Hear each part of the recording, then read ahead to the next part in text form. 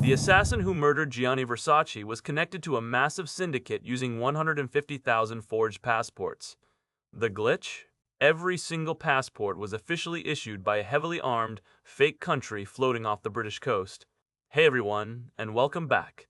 Today, we are diving into a story so utterly wild, you'll swear I'm making it up, but every word is true. Have you ever looked at a map and wondered what really makes a country, well, a country? Is it land? Is it a military? Or is it just a massive collective illusion held together by legal loopholes and sheer stubbornness? Today, we are exploring the ultimate glitch in the international matrix, the Principality of Sealand. This isn't just a quirky story about a guy on a hunk of metal in the ocean. This is the unbelievable connecting narrative of how a single, brilliant exploitation of maritime law forced the entire world to ask, wait, is that legal? Since its inception in 1967, this tiny fortress triggered decades of geopolitical chaos. I am so incredibly pumped to share this with you, because it shatters everything you thought you knew about borders. Grab a snack, and let's explore the country that technically doesn't exist. Now, this is where it gets wild. In 1997, international police busted a massive syndicate laundering money and trafficking drugs. The crazy part?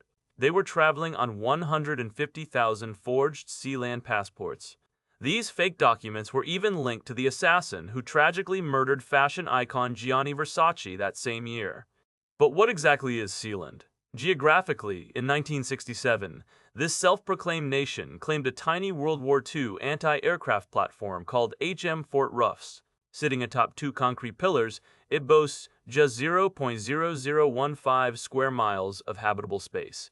That makes it roughly 4,000 times smaller than the world's smallest recognized nation, Vatican City. Fast forward to 2000, and this tiny rust bucket tried to revolutionize the internet. A company called Havenco launched right on the platform, aiming to be a totally unregulated offshore data haven. They secured a staggering $3 million in venture capital to host servers immune to copyright law before mysteriously collapsing entirely. Believe it or not, this platform literally suffered an armed coup. In August 1978, a disgruntled German businessman hired mercenaries, staging a daring helicopter assault. They captured the fort and held the founder's son hostage for 3 terrifying days, until a cinematic, James Bond-style dawn raid took the country back. Why did anyone think they could get away with this? Because of an accidental legal victory. In 1968, a British court ruled that since the fort sat 7 nautical miles offshore, it was exactly 4 miles outside the UK's 3-mile jurisdictional limit. This accidental loophole gave the nation its legal oxygen. To solidify its cultural identity, Sealand actually formed its own national football team in 2004. Joining the NF Board, an association for unrecognized nations, they played their inaugural international match against the Islands. The historic game took place on a rented pitch, drawing an enthusiastic crowd of exactly 79 spectators. A real nation needs an economy, right? Well, in 1972, the Principality began minting its very own physical currency. The Sealand dollar was pegged at a strict 1-to-1 exchange rate with the US dollar. The premium physical coins were highly coveted by collectors, containing exactly 33 grams of solid silver. The platform almost ceased to exist entirely on June 23, 2006. A catastrophic electrical fire broke out in the generator room, causing over $1 million in structural damages. The blaze destroyed 90% of their administrative facilities, forcing the country's citizens to be dramatically airlifted to safety by the Royal Air Force. The origin story isn't actually about nation building at all.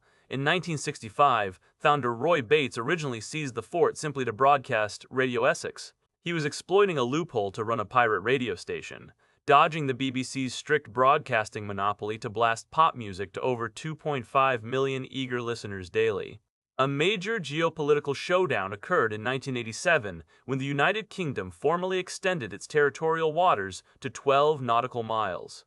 However, the day prior, Sealand smartly declared its own 12-mile radius. This created an incredibly bizarre, unresolved overlapping maritime boundary spanning exactly 4.5 miles between the fort and the British mainland. So, how does a fake country generate a GDP today? By 2012, Sealand perfected the ultimate merchandise strategy, selling royal titles. They generated an estimated $1.05 million in revenue simply by allowing anyone on the internet to legally become a lord, lady, or baron for a flat fee of $44.99. To prove they weren't just playing dress-up, the founders drafted a highly detailed, 7-part national constitution in 1975. This legal document completely outlined a sovereign judicial system, established a national flag, and even commissioned London-based composer Basil Simonenko to write an official, fully orchestrated instrumental national anthem called "From the Sea, Freedom." The sports world eventually realized the fort's extreme potential. In a massive 2008 PR stunt, energy drink giant Red Bull sponsored a high-flying event. They chartered a helicopter to drop professional BMX riders directly onto the deck, performing unbelievable ramps and tricks on a terrifying metal platform suspended 60 feet above the crashing waves. The craziest financial twist happened in 2007, when the royal family finally decided they were ready to cash out. They partnered with an elite Spanish real estate agency to put the entire country up for sale. The asking price? A truly mind-boggling $750 million, which equaled roughly $976 million at the time. Who tried to buy it? Also in 2007, the infamous file-sharing website, The Pirate Bay, launched a massive crowdfunding campaign literally called Buy Sealand.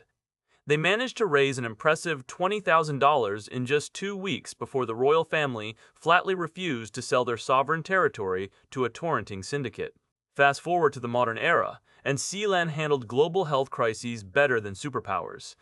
In March 2020, they enacted one of the planet's strictest pandemic lockdowns. By banning all non-essential maritime travel to the platform, they successfully maintained a flawless 0% infection rate among their 2 full-time security caretakers. Environmental sustainability is surprisingly a massive priority for the micronation. By the end of 2016, Sealand officially transitioned its grid to 99% renewable energy. They installed 4 heavy-duty wind turbines and multiple solar arrays across the deck, effectively generating an impressive 15 kilowatts of independent off-grid power every single day. You won't believe this, but the tiny platform technically entered the space race. In 2021, a dedicated supporter attached an official Sealand flag to an independent suborbital flight payload. The physical flag breached the Kármán line, soaring exactly 100 kilometers above sea level, making Sealand an officially spacefaring, unrecognized microstate. Sealand's global footprint even extends to the highest peak on Earth. In May 2013, the country achieved an incredible mountaineering milestone when legendary British alpinist Kenton Cool successfully summited Mount Everest. Upon reaching the peak, he proudly unfurled the official Sealand flag, cementing the micronation's bizarre legacy at an elevation of 29,032 feet. Today, the micronation is fully embracing the digital age to grow its population.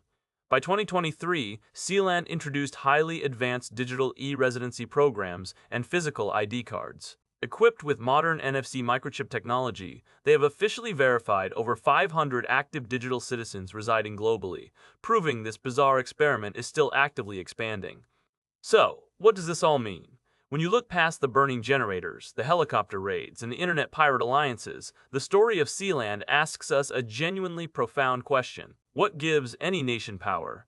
We typically define a country by its landmass, military might, or economic output. But Sealand proves that maybe the real foundation of sovereignty is simply a compelling story and the audacity to stand your ground. Roy Bates found a tiny loophole in 1967, and by refusing to blink, he manifested a global phenomenon that forced courts, diplomats, and billionaires to play by his rules. Sealand might not hold a seat at the United Nations, and you might not find it on a standard globe, but it undeniably exists in the minds of millions. It generated millions of dollars, sparked international incidents, and proved that the borders we take so seriously are entirely made up. It is the ultimate testament to human stubbornness and our love for the underdog. If a single family can turn an abandoned hunk of rust into a 60-year geopolitical headache, it makes you wonder what other rules are just waiting to be challenged. I hope you enjoyed this wild journey as much as I loved sharing it with you. If you learned something new today, smash that like button, subscribe, and hit the bell icon so you never miss another deep dive into the weirdest corners of our world. Stay curious, and I'll see you in the next one.